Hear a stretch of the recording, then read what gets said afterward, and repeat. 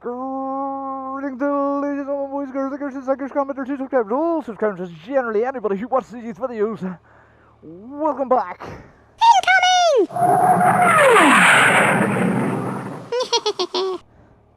Welcome back, ladies and gentlemen. The good old topic that MotoVloggers love to bring up was brought up again on the Throttle Monkeys. This is where I'm going to screw another name up. Mitchum. From the Throttle Monkeys Podcast. Him and Adam.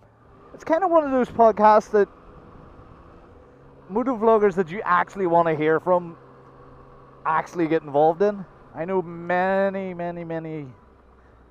MotoVloggers have podcasts and they are dry as get out. But they were saying something about how MotoVlogging is dead from what it used to be years ago. I would disagree. I think there's an inherent problem with MotoVloggers in general. The inherent problem with MotoVloggers is, number one, they get that tiny little sip of fame, or even a couple of 600-700 subs, and they think they're an absolute dynamite. Suddenly they've got stickers and merch and all that wonderful stuff, which they charge an absolute bloody fortune for. You know, they then are on Instagram offering you the chance to wear their merch and be a rep and stuff like that there. And I think, and the other problem is once they get a following, and they know that they're getting a constant following, they try and monetize that following by basically getting a Patreon. Patreon is what I like to call the death knell. It's not the death knell, it's one of the many death nails in the MotoVlogging coffin. I will preface this by saying the UK scene is not the YouTuber scene that you should be going full-time YouTuber. There is no way that works. So what they do is they put it behind a paywall and expect you to pay a couple of bucks a month for the exact same contact and generally a little bit of access to them. Now, don't get me wrong, that is okay if it is worth it to that person. I mean, well, what do you get really? You're getting the video maybe a couple of, like 3 days early. Also, the problem with that is you're giving people a dose of self-entitlement. You know, oh, I seen the latest, I seen such and such's latest video before you. Basically bragging that they are paying money for something. Basically, the whole preface of MotoVlogging is dying. It isn't. There's not enough people doing it. There's, you know, majority of the people are summer riders.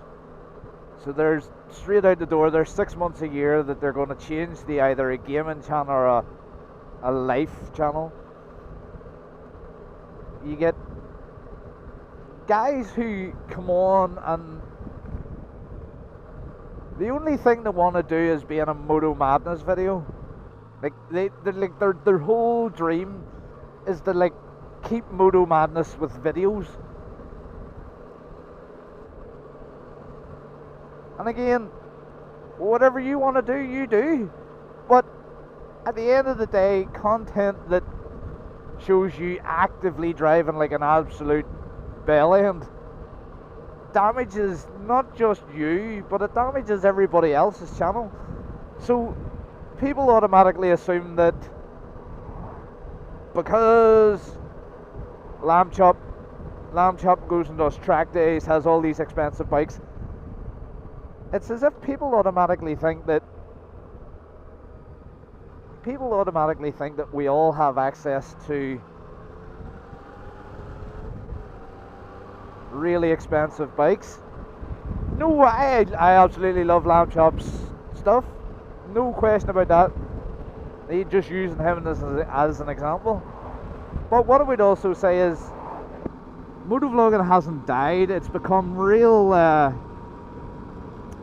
stagnant. It's just one of those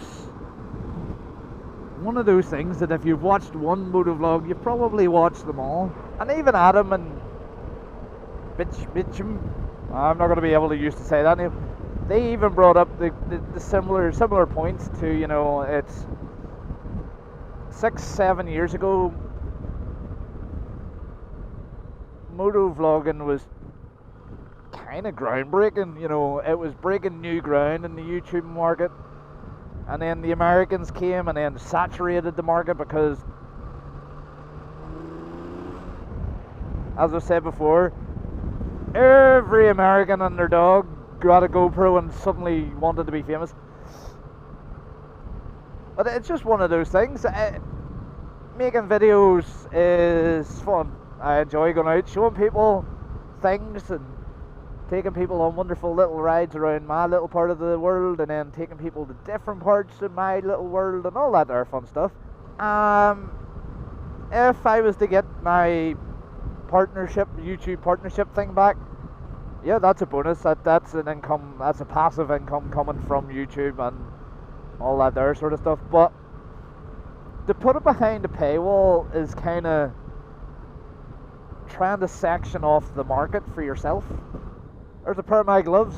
But what I really do want to say is the Epic Adam and Mitchum, the Throttle Monkeys Podcast. It's a breath of fresh air in my opinion. It's one of those podcasts that you can actually sit and listen to, and you know they're not appeasing to the masses. They're giving you their views, and it's not a I like him so I'm not going to slobber about him. So what I want you to do is put it out of your mind. The whole motovlogging is dead. Right? Once you've done that, by saying something is dying, now this is a question. By constantly saying something is dying, are you not responsible? Do you not have the responsibility of you're trying to kill it? Do you get what I mean?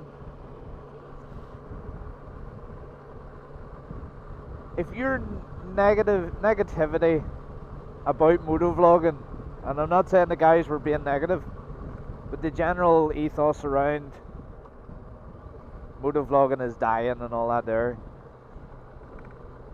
General ethos is, if you say that it's dying, are you not partly responsible for killing it? Don't forget, like, comment, and on that bombshell, subscribe. Don't forget, keep it lit.